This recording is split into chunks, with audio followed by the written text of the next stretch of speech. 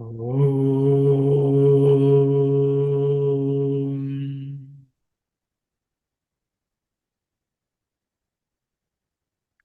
Om.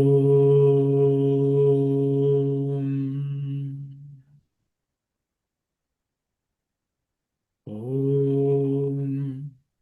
Sahana Vavatu. Sahanau Bhunaktu.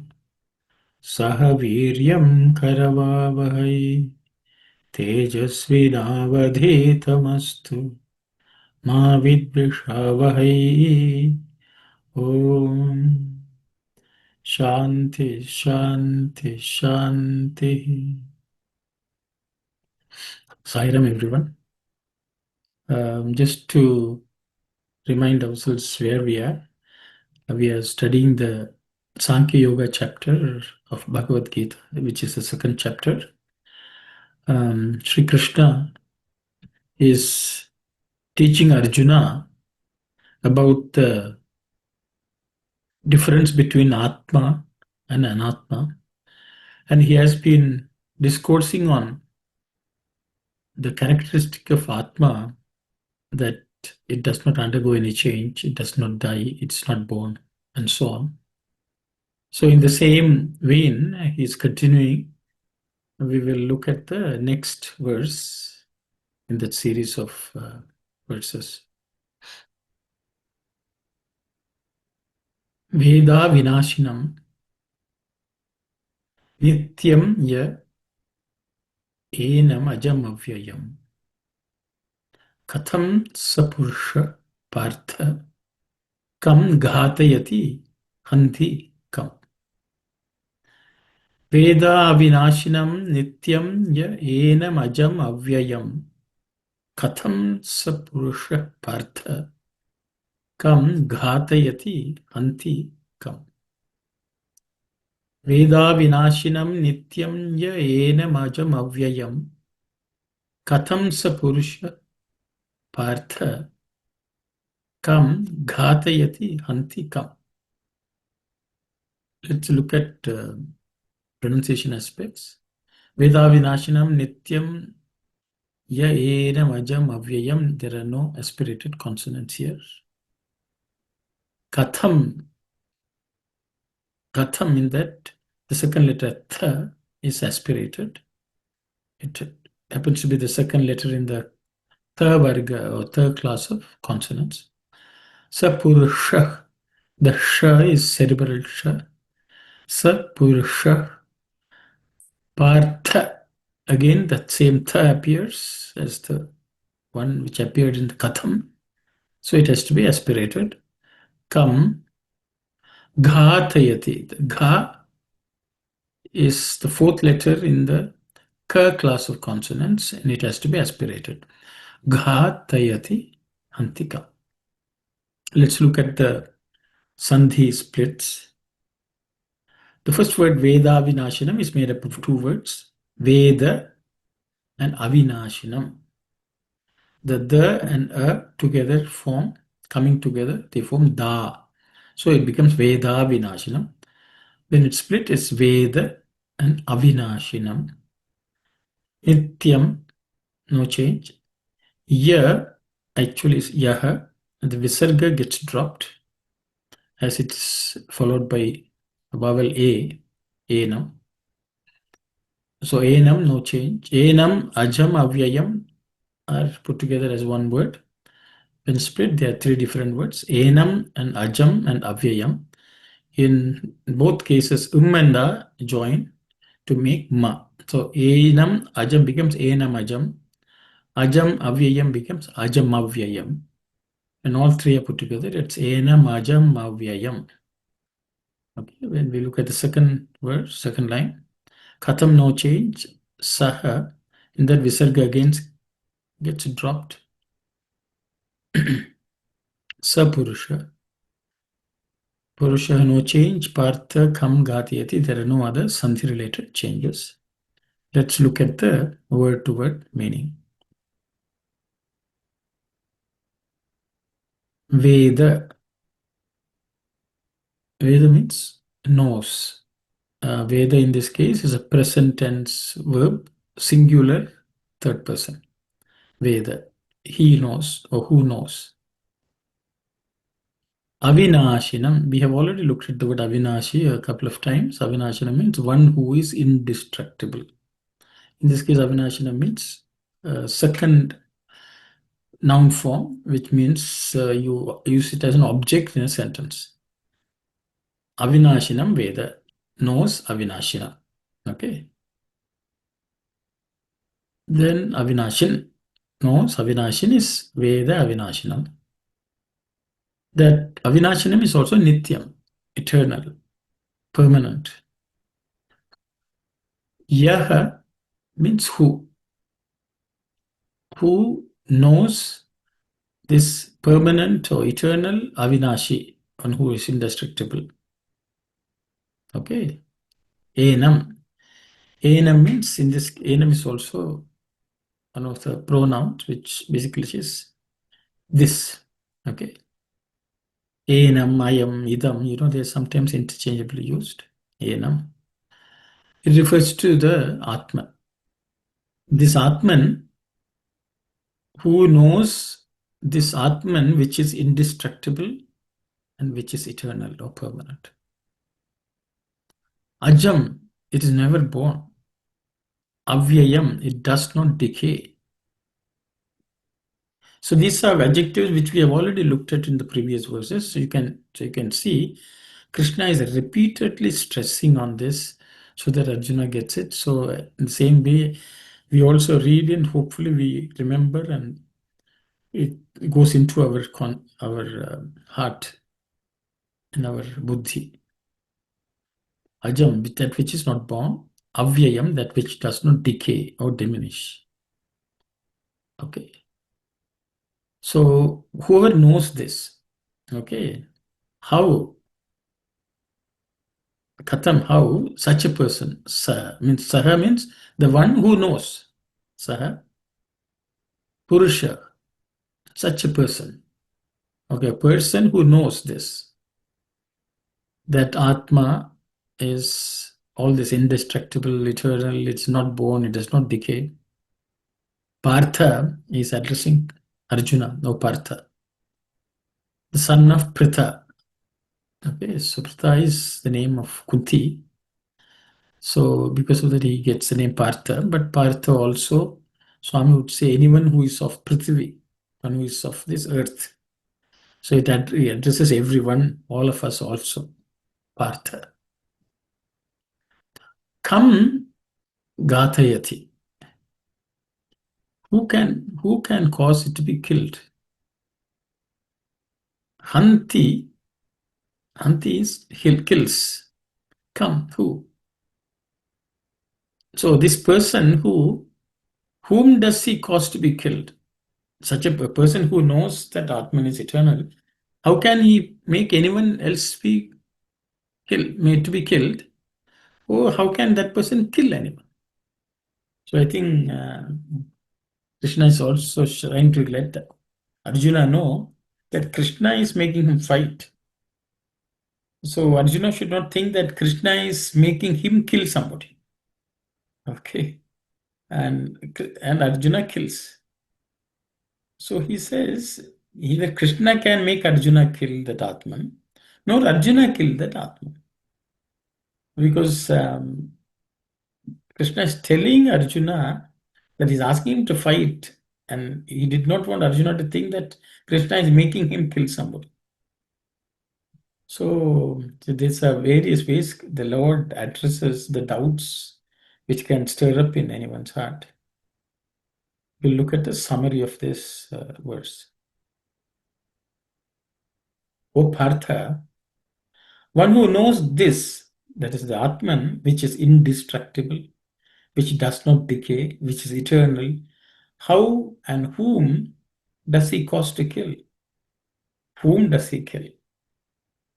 Okay, so these are rhetorical questions, which basically means no one can kill anyone. No one can cause anyone to kill the Atman, because Atman cannot be killed. So this is the purport of this verse. I have not accepted any discourse of Swami because we've already covered in many places in the previous few verses. So you can refer back to those. We'll go to the next verse. This verse is a very famous, popular verse. So I think everyone should memorize it and remember. It's a very well put words, I would say. Because Krishna is trying to drive home through various ways for Arjuna to understand this death itself as a concept. And I think that's very applicable to all of us because we also face death around us and death of ourselves also, which may be coming anytime. Okay. So we should have the right approach, right perspective about death, understanding, which is essential for us to lead a very peaceful and devotional life. Yes, we'll read the verse. Vasamsi jirnani yatha vihaya navani grihnati naroparani tata sharirani vihaya jirnani anyani sanyati navani dehi. Vasamsi jirnani yatha vihaya navani grihnati naroparani yatha sharirani vihaya jirnanyanyani samyati navani dehi. Vasamsi jirnani yatha vihaya navani grihnati naroparani yatha sharirani vihaya jirnanyanyani samyati navani dehi. Let's look at any letters which need to be paid attention so that they are aspirated properly or pronounced properly. Vasamsi jirnani, there are no aspirated consonants. Yatha, and that second letter tha, similar to the one which we saw in the previous verse also, has to be aspirated second letter in the third class of consonants or third varga. Yatha. Vihaya navani grihnati naroparani, there are no aspirated consonants here. Tatha, again tha comes, same as yatha, has to be aspirated. Sharirani vihaya jirnanyanyani samyati navani dehi. There are no aspirated consonants here. We look at a sandhi split. There are not too many sandhi splits, I think. Vasamsi jirnani yatha vihaya navani grihnati. No sandhi so far. The last word is naroparani. It's made up of two words, naraha, aparani. The visarga becomes u, so ra plus u becomes ro, naro. In the word aparani, the becomes silent and it's indicated by this avagraha or S-shaped character, which basically means that ro gets extended little longer. Naro parani. Okay. The second line, yatha sharirani vihaya, no sandhis. Jirnani anyani. So there's a sandhi. Jirnanyani, it becomes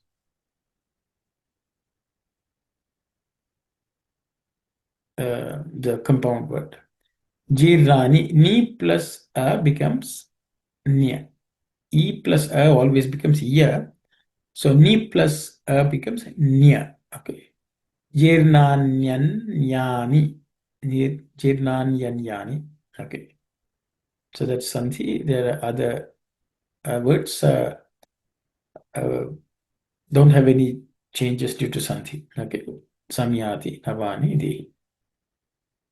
Let's look at the word-to-word meaning. Vasamsi. Vasamsi is a plural word which basically means clothes. Clothes which we wear. Vasamsi. Jirnani. Jirnani come from the root jara, which means old, worn out. Okay. Jirnani vasamsi means old clothes or worn out clothes. Okay, worn out clothes. Yatha. Yatha means just as, or how it is, so whatever meaning you want to say, just as is good enough. Yatha, just as old worn out clothes. Vihaya. Vihaya means having given up. So we give up old worn clothes, okay? Yatha vasamsi chirani vihaya navani. Navani means new ones. Nava means new. Navani means new ones. Grihnati. Grihnati means to put on, collect, take. But I have used the word put on. And so we remove some old clothes and put on new ones. Grihnati. Okay. Naraha. Naraha means human being, so man. Aparani. Aparani means others. So aparani, navani means new ones, which are others, other new ones. So what it basically means is just as a man puts on other new clothes, okay, having given up old worn out clothes, just as a man wears new clothes after giving up old clothes, tatha, in the same manner, sharirani, bodies, vihaya, giving up. Again, the word vihaya comes up again.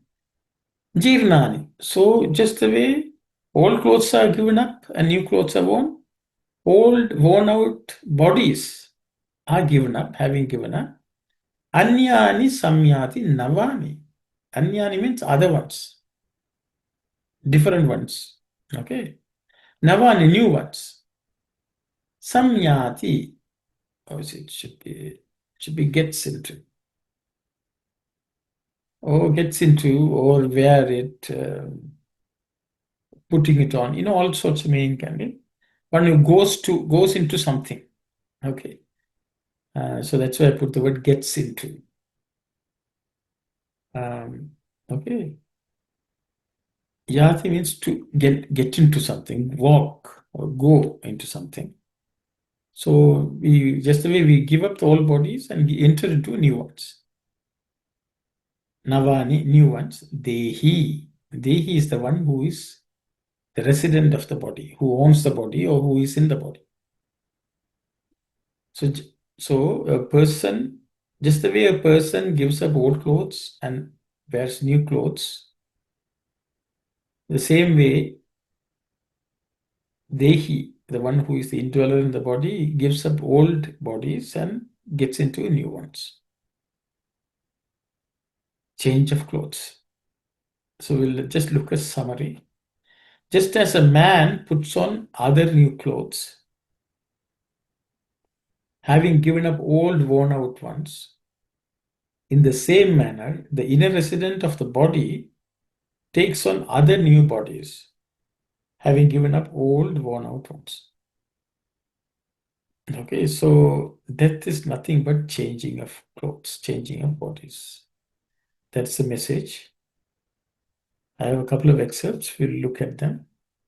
This from the Gita Vayani, just a couple of sentences where Swami is summarizing this. Just as a person discards old clothes and wears new ones, the Dehi dweller in the body discards one body and dons another. The body is to the individual what the clothes are to the body. So this is from chapter 4 of Gita Vahini. This is a discourse Swami gave in 1963. Death is but a passage from this life to the next. It is the change from old clothes to new, as the Gita says.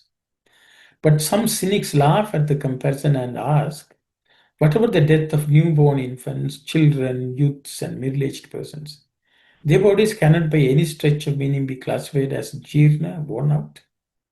Well, the clothes might not be old, but the cloth out of which they were made must have been from very old stock. So that though new clothes were prepared out of it, they had to be discarded soon. Okay. So Swami says the cloth you may have stitched may be new, but you you may have used some older clothes to stitch new clothes. This message is again in another discourse, Swami says, so I have accepted that. So let's read that. Who are you? Whence have you come? Whither do you go? We are in a pitiable plight, harping on mine and thine, and not knowing the answers to these questions. Whence have you come is Old English. From where have you come? Whither do you go? Where do you go? Okay, so that's what it is. Where were you before your birth? Where would you be after death? Who are your children? Who are your friends? Man has none to call his own. All these relationships arise from selfish attachments and do not indicate any permanent bond. Recognize this truth, Krishna told Arjuna. Do not entertain the attitude of weakness and illusion. Proceeding from ignorance. Do not entertain the attitude of weakness and illusion proceeding from ignorance. Do not become feeble-hearted by calling these people your uncles, gurus, friends, and sires. Emphasizing further, Krishna said, "O Arjuna, you are not the killer and they are not killed. These bodies resemble mere vestments. None feels sorry to throw away old and soiled garments. All these bodies are like worn out and dispensable garments." Arjuna had a doubt. It may be proper to compare the bodies of people who are 80, 90, or 100 years old to disposable garments. How is it proper to compare the bodies of those who are 5 or 10 years old to clothes which have served their purpose? Krishna answered Arjuna, you do not have the authority to decide which is old and which is new. Such discrimination has not yet developed in you. I am giving one small illustration. 10 years ago, you purchased a piece of cloth, kept it somewhere, and forgot about it. When you happen to open an almirah now, that cloth attracts your attention. At once you take it to a tailor and have a coat made out of it. When you put on this new coat, you feel happy that you're donning it. But when you bend forward, the coat gets torn. You feel sorry that your new coat is torn. Though the coat is new, the cloth is of old stock. Likewise, the bodies of a young person may appear as new and fresh, but may be of old stock belonging to some previous births. Just as the garment is the cloak for the body is the vesture of the spirit. Krishna thus compared the body to a garment that gets soiled and worn out, drops off, and is reduced to ashes. Death is the dress of life. At the time of death, we cast off one dress and don another. No one laments when he is told that fire is hot or ice is cold. It is quite a natural phenomenon. Similarly, it is natural for the body that is born to die. To lament over it is sheer ignorance. The knowledge of the self is essential to exterminate this ignorance. It is the duty of every individual to acquire this self-knowledge, to recognize the true destination of life, and to strive to merge in the sacredness of divinity. Thus, Krishna preached to Arjuna the sublime wisdom and the sanctity of Jnana Yajna. Thereby, Krishna exhorted Arjuna to proceed and fight on the battlefield. So this is a discourse Swami gave during the summer course in 1979. So Swami has nicely explained the concept of death being a change of clothes, change of bodies, which the Dehi, the indweller of the body, undertakes. Okay. So we'll look at the next verse.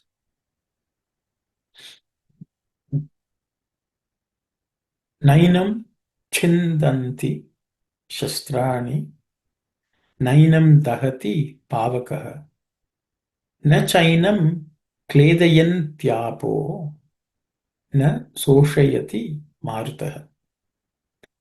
Nainam chindanti shastrani, nainam dahati pavakaha, na chainam kledayantyabo, na soshayati marutaha.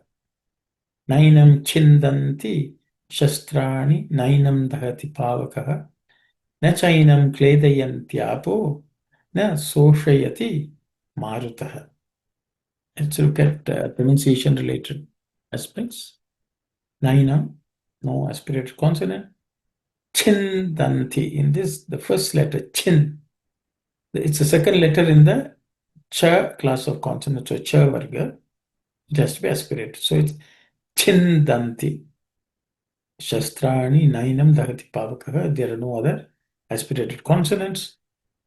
Let's take the second line. Na chainam kledayantyaapo na soshayati marutaha. No aspirated consonants, but so sh. Sho sh. This sh is cerebral sh. So just pay attention. Sho sh yati. Okay, let's look at sandhi related changes.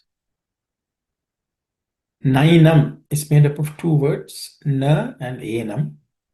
Na and a plus a always becomes I. So na plus enam becomes nainam. Chindanti, no see, shastrani, no changes.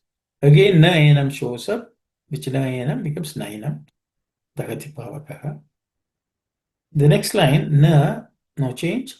Cha enam becomes China. Just the same similar concept like nainam.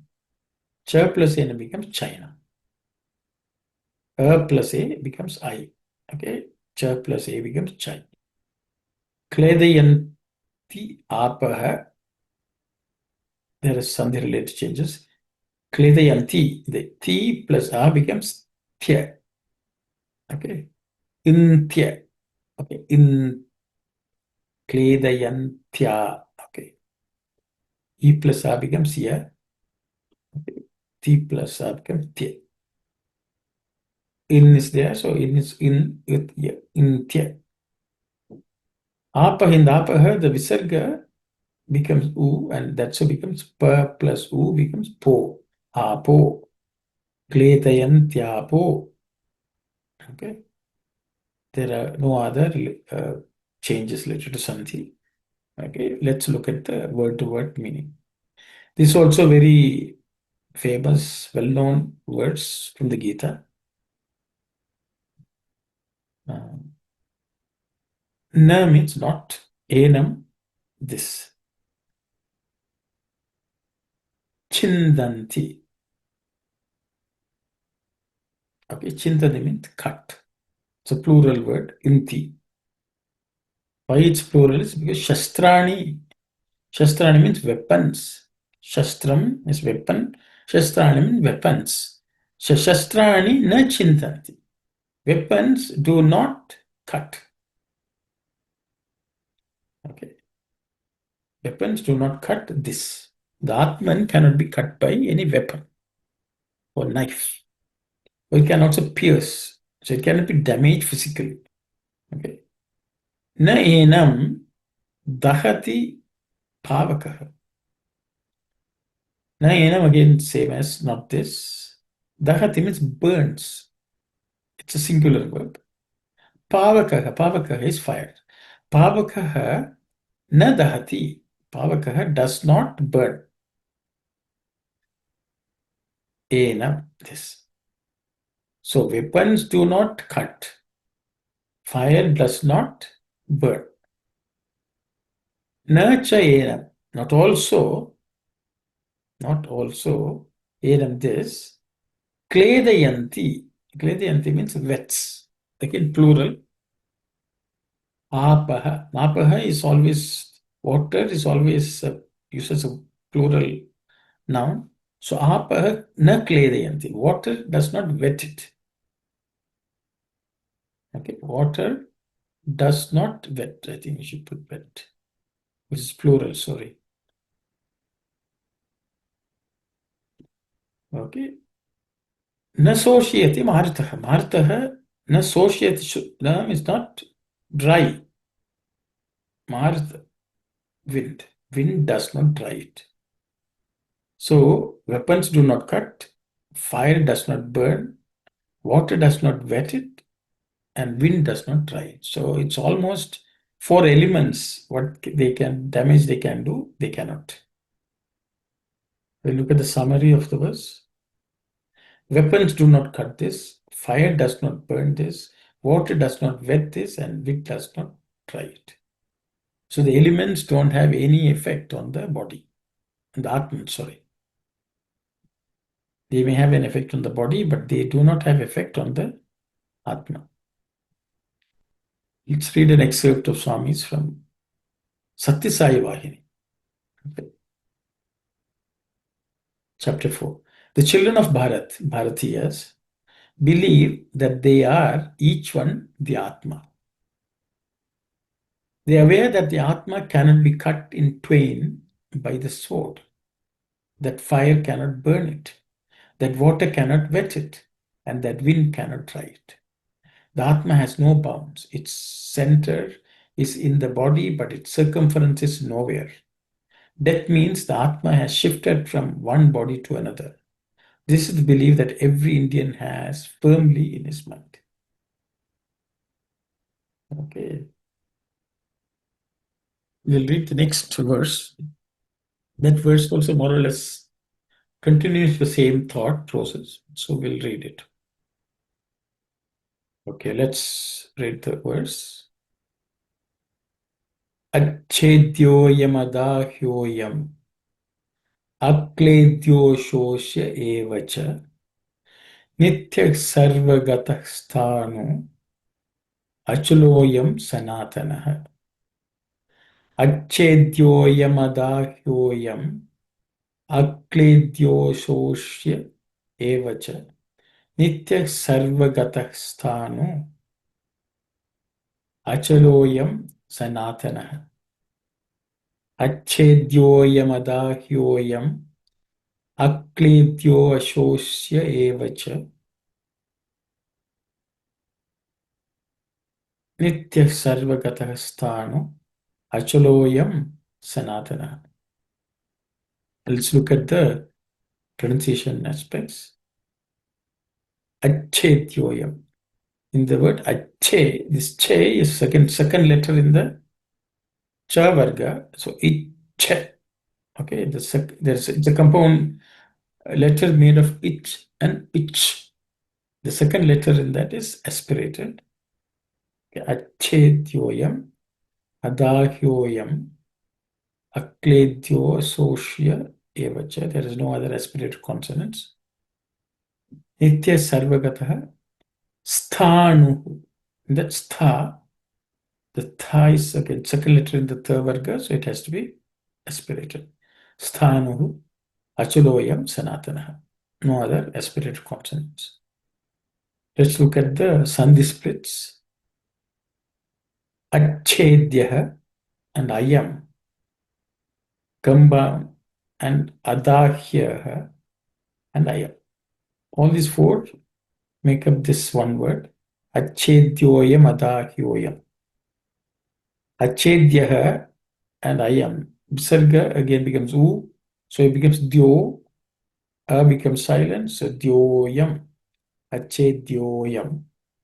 Um and a join to make ma, so it becomes achedyoyamadakya. Here. Again here plus ayam join, where visarga becomes u, so here becomes hyo yam. Adahyoyam. Okay. The next word, akledyoshosya, similar change. Akledyaha, visarga becomes u, so it becomes akledyo. A becomes silent and shosya. Akledyoshosya. Okay. Nitya sarvagataha, sthanuhu, achalaha ayam, becomes achaloyam, similar to what we have seen earlier. Visarga becomes u, so la becomes lo, achalo, and a becomes silent. Achaloyam, sanatana. Let's look at the meaning, word to word meaning. Achedyaha means one which cannot be cut. One which cannot be cut. Achedya. I am this. I am is this. This Atma. Okay, this Atma is Achedya. I am Achedya. That means this Atman cannot be cut. Adahya, it cannot be burnt. Akledya, it cannot be wet. Asosya, it cannot be dried. So this Atman cannot be made to undergo these changes. Okay. Eva indeed, cha also.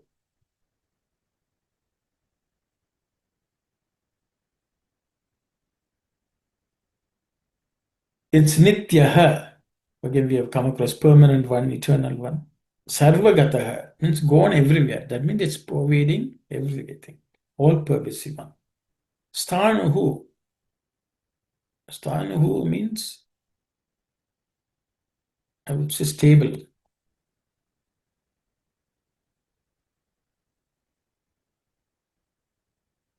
Well established also you can say. Sthana means it's once it's well firmly established, it does not move, stable. Achalaha, it does not move, okay, unmoving one. Sanatanaha, eternal. So again, similar adjectives Krishna is giving to explain to Arjuna the characteristics of Atman. We look at the summary of these words. This Atman cannot be cut, burnt, wetted, or dried. It is changeless, all-pervading, stable, immovable, and eternal. We have a few. I have one large excerpt. It's more or less the full discourse from one of the early studies summer courses. Let's read. Because Swami is telling, the body is permanent. It does not undergo any change. So should we? How should we treat it? What is its purpose? So there's something for us to take. So I think this discourse nicely talks about it. So I thought we should read this. The two armies of the Kauravas and of the Pandavas were standing on either side. On the side of the Pandavas, there were 7 units of armies. On the side of the Kauravas, there were 11 units of armies. It is not as if Arjuna was ignorant of the number of units on the Kauravas side and the number of units on the Pandavas side. Knowing this fully well, Arjuna requested Krishna to take his chariot and put it right in the middle of the two armies. When Krishna asked him for the reason for his behavior, he replied that he wanted to determine with whom he should really fight, if he should fight at all.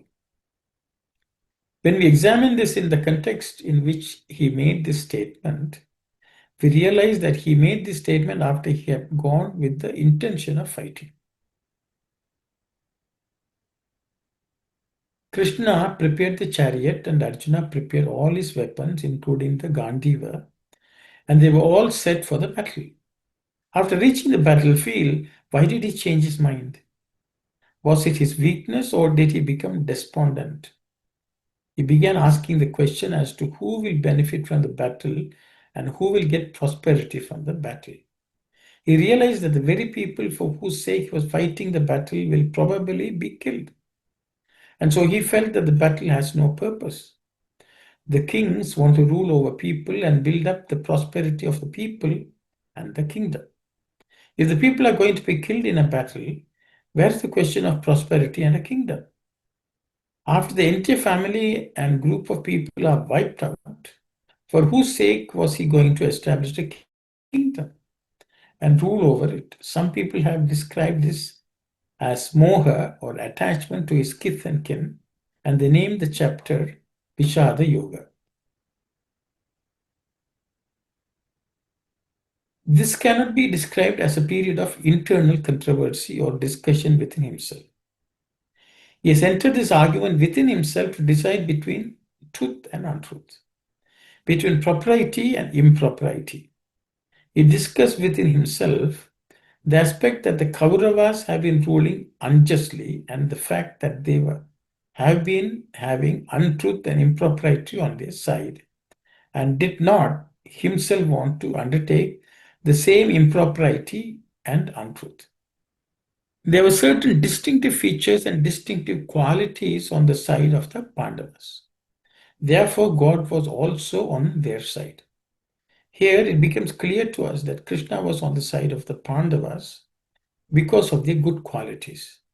If you look at the situation in a somewhat superficial manner, then we will see that because Arjuna was thrown into this despondent and confusing situation, an opportunity had risen for Krishna to preach sacred text of the Bhagavad Gita. If Arjuna did not fall into an introspective and despondent situation like that, Krishna would not have had the opportunity to preach the sacred Bhagavad Gita. Just as we know that pleasure is an interval between two pains, so also in the interval between two situations, sometimes good comes about. Krishna here plays the part of a typical human being, and by making Arjuna behave as a typical human being, Krishna created a situation whereby the Gita could be expounded. Man's life is transient, it's momentary, and in this context, Arjuna had a chance to recognize the permanent truth. The Pandavas were held up as an example by which the sacredness of the heart of a devotee could be understood. Sometimes, as a result of difficulties, the devotees have their hearts merged in sorrow. This results in the ego and other bad qualities in their hearts coming to the surface and troubling them.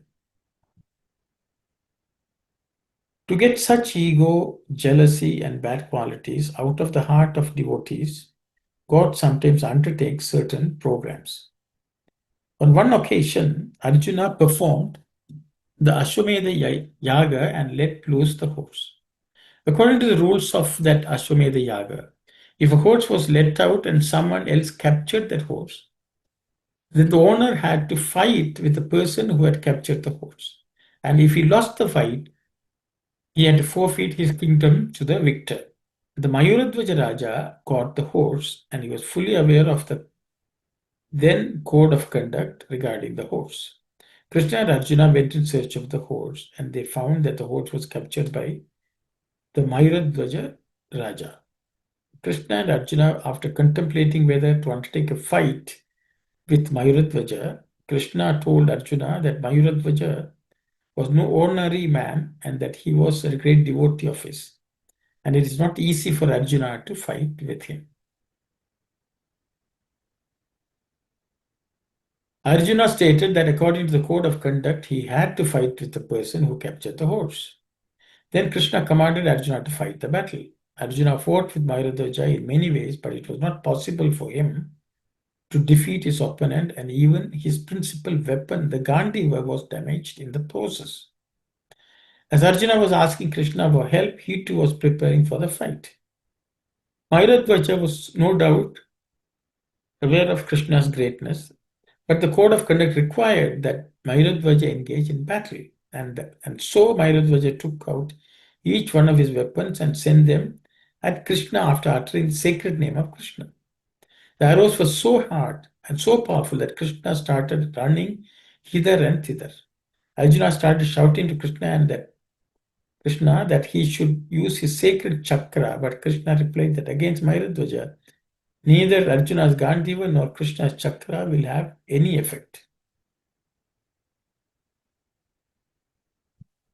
Arjuna did not take this matter seriously. He thought that Krishna was only joking and that Krishna was really not intent on fighting. Arjuna thought that if Mayuradhvaja was really a devotee of Krishna, would he undertake to fight against Krishna? He thought that Mayuradhvaja was not a true devotee. Krishna wanted to demonstrate to Arjuna that Mayuradhvaja was indeed a very ardent devotee. So Krishna and Arjuna disguised themselves as two Brahmins and came to Mayuradhvaja's house, according to the tradition that it was the duty of the householder to receive the guests and honor them. And in this aspect, there was none better than Mayuradhvaja.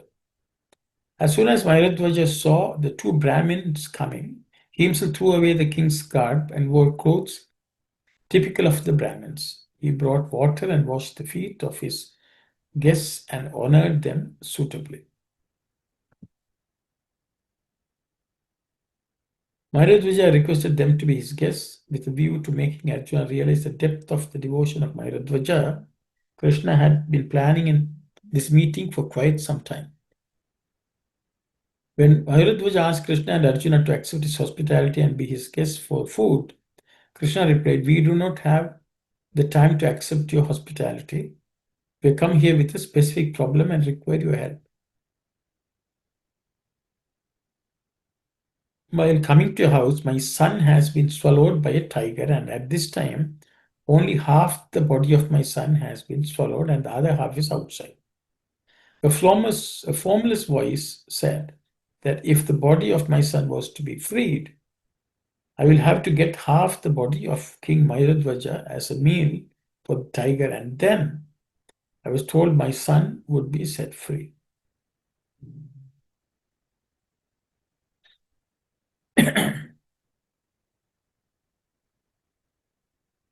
A formless voice said that if the body of my son was to be freed, I will have to get half the body of King Mayuradhwaja as a meal for the tiger, and then I was told my son would be set free. As soon as Mayuradhwaja heard of this, he saw an opportunity to be of some service to his guest. He knew very well that immortality comes out of sacrifice, and he was prepared to sacrifice his body. He knew very well that the human body was given to him so that he might be of help to others, so that he might be able to help others. He knew that the human body would drop off some day or the other, and so he was prepared to sacrifice his body to satisfy others. He called his wife and son and asked them to cut his body into two halves with a sword. His wife and son thought that Mayuradhwaja was preparing to fulfill a sacred task, and so they also prepared to cut the body into two halves. Arjuna and Krishna were watching the situation without even batting their eyelids once. As they were watching intently, they found that the left eye of Mayuradhwaja was shedding a tear.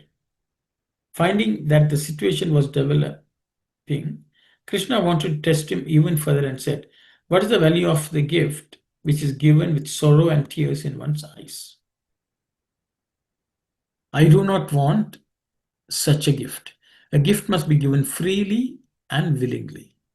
Mayuradhwaja, who was undisturbed and sitting peacefully with closed eyes, opened his eyes and said that he had no sorrow in giving his body. If at all he had any sorrow, both eyes should shed tears. Why is it that only one eye is shedding tears? You must consider and understand that why tears are coming from only one eye. It is not as if Krishna did not know the truth behind this. He only wanted to show Arjuna the depth of the devotion of Mayuradhwaja. Mayuradhwaja replied and said, "Oh Lord, this body is going to be cut into two parts, and the right part is going to be gifted to you for a sacred purpose. The left part is crying and shedding tears because it will then be thrown away and simply become food for the crows. It is crying because it is going to be thrown away in such an unsacred manner." As soon as Arjuna listened to these words, he started to repent and realized that this was a lesson taught to him and that there were more ardent devotees of Krishna than himself. The world is full of devotees of varying types. If it wasn't the aspect of devotion, Mayuradhwaja would place at the feet of the Lord everything that he possessed. If we look at it from the angle of a householder, we have seen that he will honor any guest that came to his house by giving him anything. If you look at it from the point of view of the proper code of conduct of a ruler, Mayuradhwaja was one who would observe this fully. He was fully prepared to fight and establish the code of conduct. Mayuradhwaja was thus one who was always prepared to, in any sphere of activity, whether it was worldly, material, or spiritual, and was ever ready to sacrifice and do anything.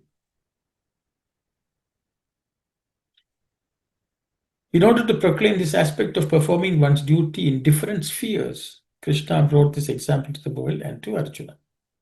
Having passed through a period of slavery for several centuries and having attained our independence by our own struggle, if we become unmindful of our traditions, which are 5,000 years old, and if we are not able to understand the sanctity of the ideals that were established by the examples shown by Krishna, there's no wonder that we are in such an unfortunate situation as we are in today.